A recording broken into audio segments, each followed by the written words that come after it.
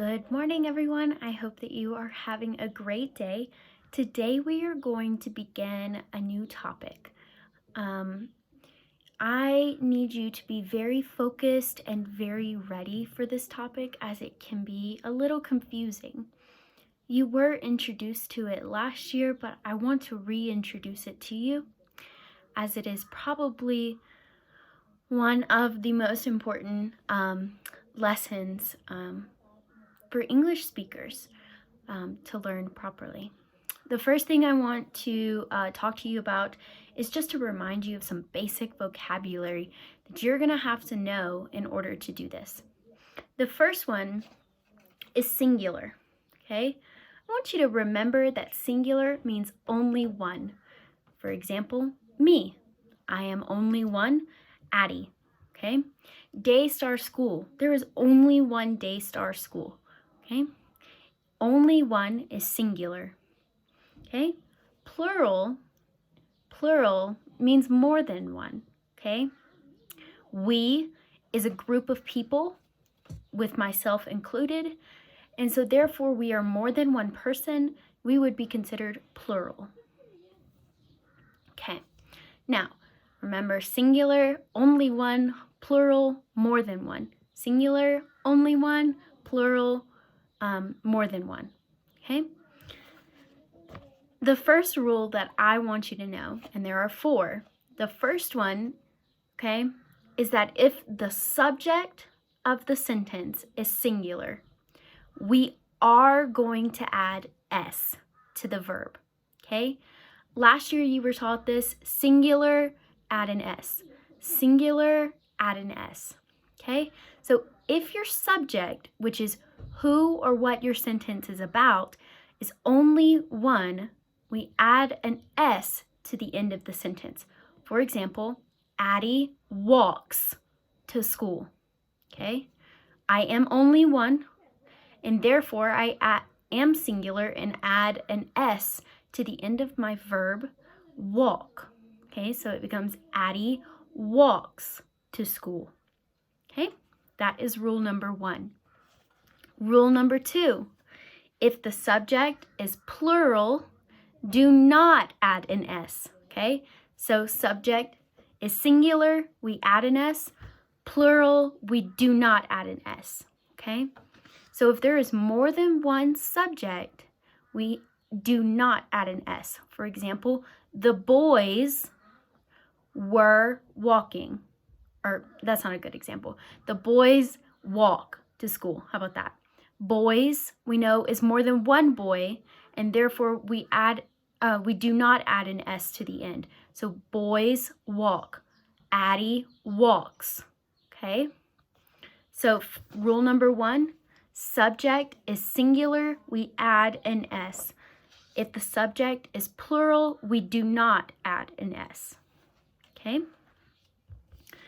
Rule number 3, if the subject is I or you, we do not add an S, okay? I walk to school.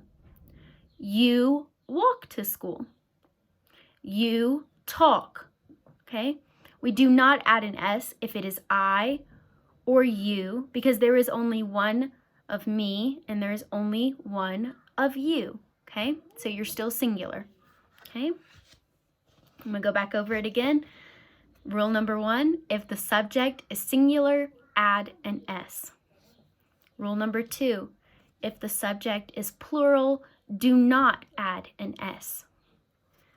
Rule number 3, if the subject is I or you, do not add an S to the end of the verb, okay? So these are all to the verbs, okay?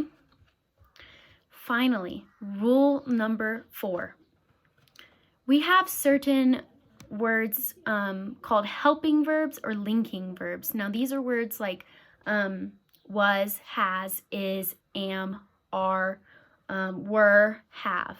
Okay, so we say them in front of another verb. So we were walking, okay? I am talking. That am is considered a linking verb, okay? Or a helping verb. It helps add to our verb, okay?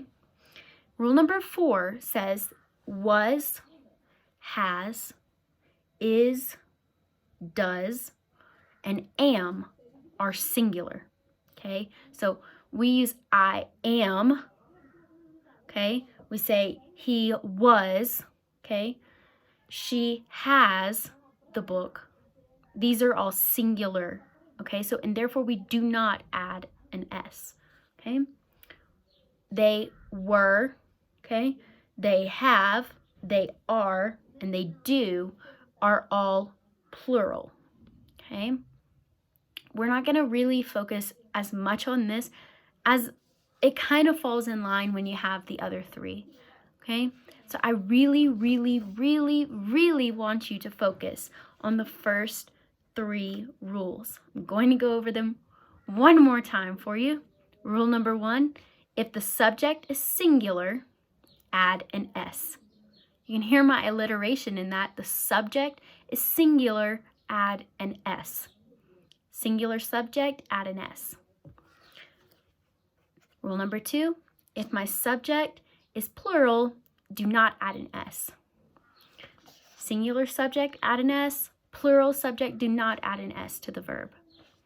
Rule number 3, if the subject is I or you, do not add an S. Okay, so we don't say I walks, we say I walk. Okay, I hope that makes sense. We're going to do a lot of practice with this, and we're going to kind of sit on this topic for a little while and focus on it and make sure that it makes sense to you, as if you can understand when to add the S and when not to add an S to a verb, your English is going to greatly improve, and I'm very excited for this. I hope that you have understood my 4 rules. If you have any questions, please let me know or rewatch my video. Okay, have a wonderful day.